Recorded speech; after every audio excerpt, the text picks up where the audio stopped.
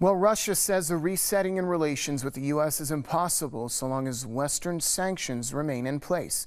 In an interview with the American TV channel CBS, Russian Prime Minister Dmitry Medvedev slammed U.S. and EU punitive measures as absolutely destructive and quote-unquote stupid. The West has imposed a series of sanctions on Russia over its alleged role in the Ukrainian crisis. On Tuesday, Russian Foreign Minister Sergei Lavrov held talks with his American counterpart in Paris. During the negotiations, John Kerry laid down a series of conditions to lift Moscow sanctions. Publisher and editor of Politics First, Mr. Marcus Papadopoulos, joins us now from London to give us more insight on that story. Mr. Papadopoulos, welcome to the program. The comments made by Russian Prime Minister Dmitry Medvedev state in a way that there's no going back from this fistfight that has started with the United States. Tell us more, please. Well, of course, Prime Minister Medvedev is absolutely correct when he says that for there to be a new round of talks between Russia and America, Washington must lift its sanctions on Russia.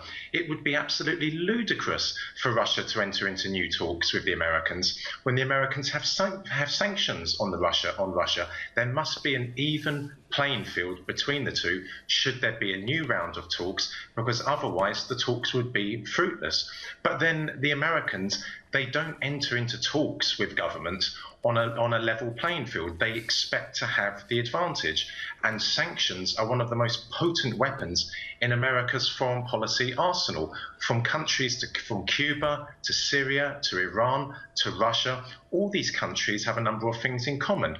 They're strategically placed countries. They're countries which pursue independent foreign policies, and they are countries which will not bow down to the demands of Washington. So that is why the Americans have placed sanctions on Russia, and that is why the Russian government is absolutely correct to state there will be no talks with America until those American sanctions are lifted.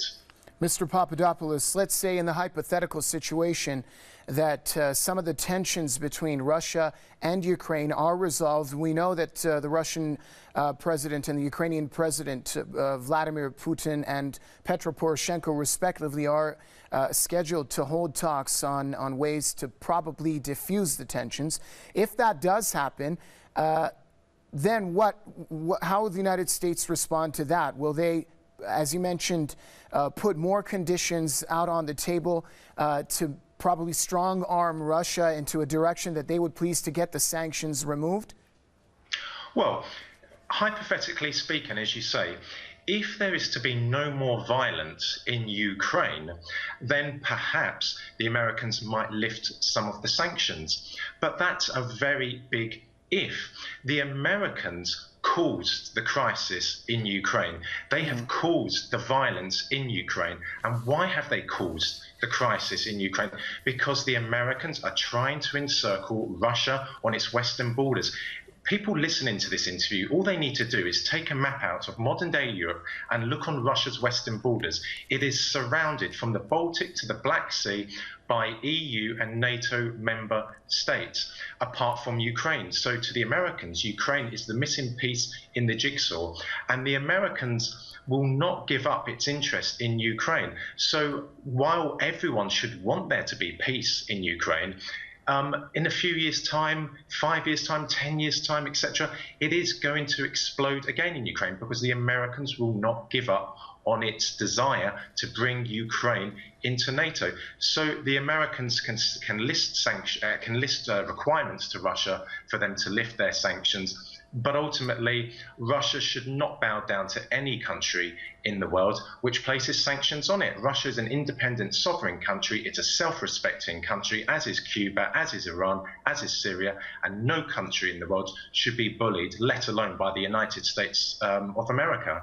Thank you very much. From London, publisher and editor of Politics First, Mr. Marcus Papadopoulos, joining us here on Press TV's Top 5.